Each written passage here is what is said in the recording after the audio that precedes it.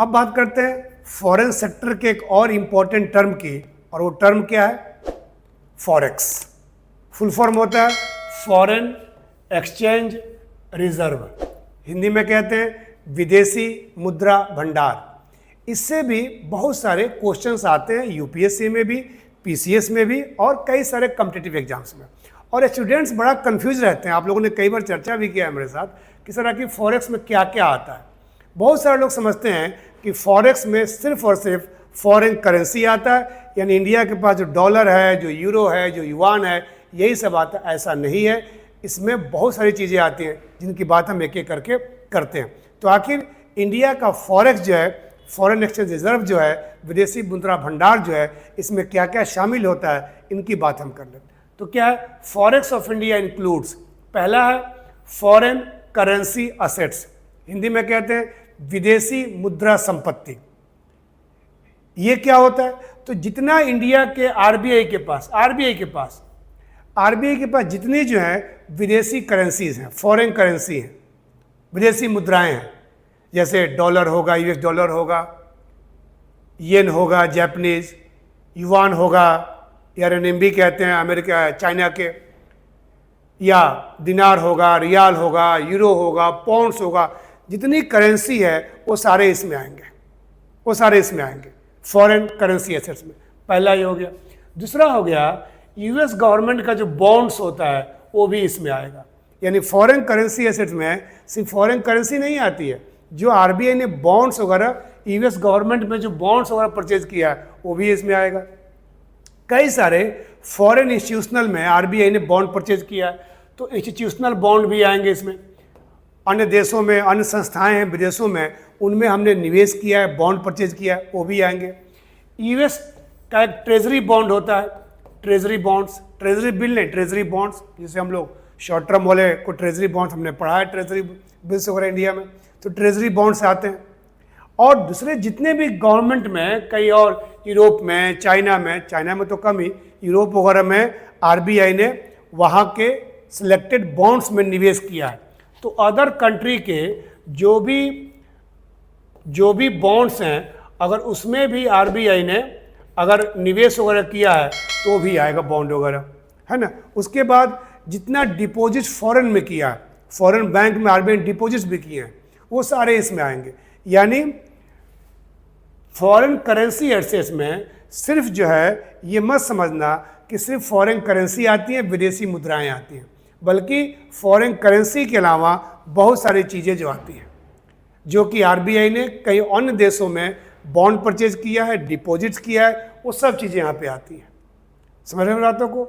इसलिए आज ये कंसेप्ट क्लियर हुआ आपका कि फॉरेन करेंसी में करेंसी असेट्स में सिर्फ फॉरेन करेंसी नहीं आती है, बाकी जितने भी फिनेंशियल इंस्ट्रूमेंट्स हैं जो आरबीआई ने फॉरेन कंट्री में, यूएस में ज़्यादा है, यूएस का स्पेशली नाम दिया मैंने, US government bond, institutional bond, US treasury bonds, ये सब लिया। इसके साथ साथ अन्य देशों में जितने भी उन्होंने परचेज किया, बॉन्ड्स किया, डिपोजिट किया है, वो सब आ जाएगा इसमें फॉरेन करेंसी एसेट में। तो पहला ये आता है। दूसरा आएगा गोल्ड रिजर्व। जितना आरबीआई के पास गोल्ड रिजर्व है, आरबीआई गवर्नमेंट का बैंक है और आरबीआई गोल्ड रखती है, और गोल्ड चूंकि इजिली कन्वर्टेबल है फॉरेन करेंसी में, इसलिए गोल्ड रिजर्व भी इसमें आता है। और आरबीआई पूरी दुनिया में 9th और 10th सबसे बड़ा लार्जेस्ट गोल्ड होल्डर है। यानी दुनिया के जितने भी सेंट्रल बैंक हैं, उन सभी सेंट्रल बैंक में जितना गोल्ड है, उसमें आरबीआई के पास रैंकिंग जो 9th और 10th है। चूंकि फ्लक्चुएट होता है, बढ़ता घटता है, इसलिए एग्जैक्ट नहीं कह सकते कि 9th है 10th है। अराउंड 750 टन के आसपास गोल्ड आरबीआई के पास है, जो कि 9th और 10th रहता है लगभग हमेशा। पिछले कुछ वर्षों से उसकी इंडिया की रैंकिंग आरबीआई की वही है। लेकिन अगर घरों में देखो, हाउस होल्ड के पास, तो बहुत गोल्ड है। और इंडिया में भी रिपोर्ट आई थी कि इंडिया में जो हाउस होल्ड हैं, हाउसवाइफ्स हैं, फीमेल हैं, महिलाओं के पास गोल्ड बहुत होता है, सबके पास कुछ ज्वेलरी होता ही होता है। उस पर रिपोर्ट आई थी कि दुनिया के 10 जो टॉप सेंट्रल बैंक हैं, उन टॉप सेंट्रल बैंक के पास जितना गोल्ड है उतना हमारे देश के हाउसवाइफ के पास है, यानी कई हजार टन गोल्ड उनके पास है ना। तो वो, लेकिन वो इसमें नहीं आएगा। सिर्फ जो IMF के पास गोल्ड रिजर्व होगा वो इसमें आता है। यानी पहला फॉरेन करेंसी एसेट्स हो गया, उसके बाद RBI के पास स्वर्ण मुद्रा भंडार जो है गोल्ड रिजर्व है वो आ गया। तीसरा होता है SDR with IMF। SDR special drawing rights, Hindi में क्या कहते हैं, विशेष आहरण अधिकार।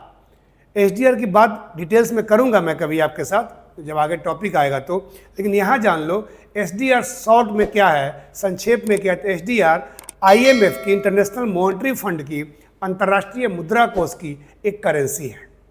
एक करेंसी जो कि फिजिकल नहीं है, जिसको आप देख नहीं सकते, जिसको आप टच नहीं कर सकते। ये क्या है, ये सिर्फ IMF जब किसी कंट्री को ट्रांसफर करता है तो अकाउंट से दूसरे अकाउंट में एंट्री हो जाता है। जैसे आप UPI से किसी को ट्रांसफर करते हैं तो आप फिजिकल नहीं है ना, आपने 1000 रुपये किसी को दिया और वो उसके अकाउंट में ऐड हो गया, आपके अकाउंट से माइनस हो गया। SDR भी जो है, स्पेशल ड्रॉइंग राइट्स भी जो है वो भी वैसे ही है, ये कोई फिजिकल करेंसी नहीं। इसको पेपर गोल्ड कहते हैं, इसको मतलब स्वर्ण पत्र कहते हैं, लेकिन ये टच नहीं कर सकते, आप देख नहीं सकते। इंटरेस्टिंग है, SDR के बारे में बात करूंगा। तो IMF अपने मेंबर नेशन को राइट्स दिया है, कितना आपको पैसे की जरूरत हो इतना आप निकाल सकते हैं।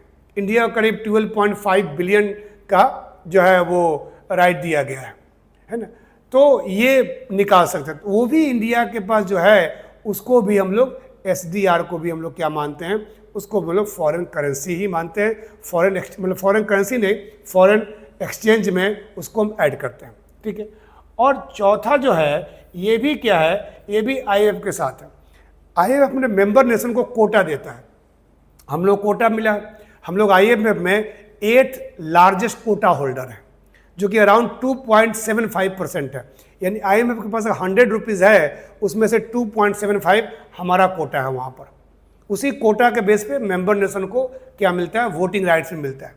अभी मैं SDR की बात नहीं कर रहा हूँ, IMF की बात नहीं कर रहा हूँ, लेकिन संक्षेप बता दे रहा हूँ कि ये होता क्या है। तो हमारा जो रिजर्व, हमारे RBI का रिजर्व, हमारे कंट्री का रिजर्व जो IMF में है, जितना हमने कोटा लिया है वहाँ से, वो कोटा मिलता है, कई क्राइटेरिया है उसको, उस पर IMF के कोटा पर, IMF के SDR पर हम बात करेंगे। अभी क्लास जब चल रही है फ्लो में तो उसकी बात होगी, ऑनलाइन वाले लोगों को मिलेगा, डोंट वरी, ठीक है। लेकिन ये भी हमारे फॉरेन एक्सचेंज रिजर्व, विदेशी मुद्रा भंडार का पार्ट होता है।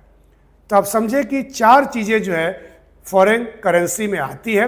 फॉरेन मतलब एक्सचेंज रिजर्व में आता है, लेकिन सिर्फ करेंसी नहीं आती है, करेंसी के साथ साथ ये सारे जो बॉन्ड्स वगैरह हैं वो भी आते हैं, गोल्ड रिजर्व भी आता है, SDR भी आता है जो IMF के पास है, और रिजर्व पोजीशन विथ IMF, यानी IMF के पास जो हमारा आरक्षित फंड है जो हमने जमा किया है वहाँ पे, जिसके बदले में हमें कोटा मिला है, वो भी हमारा आता है। ये 4 चीज़ें फॉरेन एक्सचेंज रिजर्व में आती हैं, ठीक है।